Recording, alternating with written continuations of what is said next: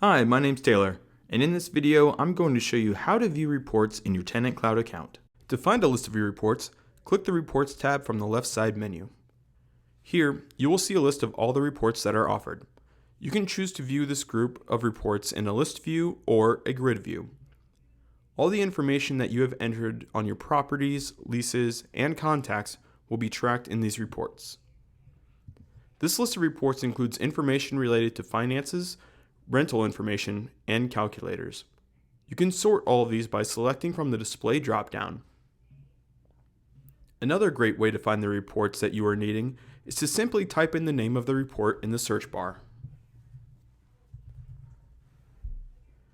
TenantCloud knows that you have your go-to reports, so we've made it easy to view these reports first by selecting the favorite reports that you have that are then moved to the top of the list.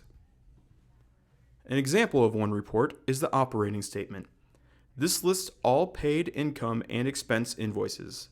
The purpose of this report is to show and monitor cash flow coming in and out of the property.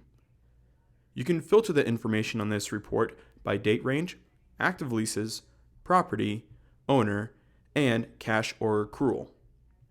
Once you have your filters set, you can choose a preview of the report or download the report in a PDF or Excel file.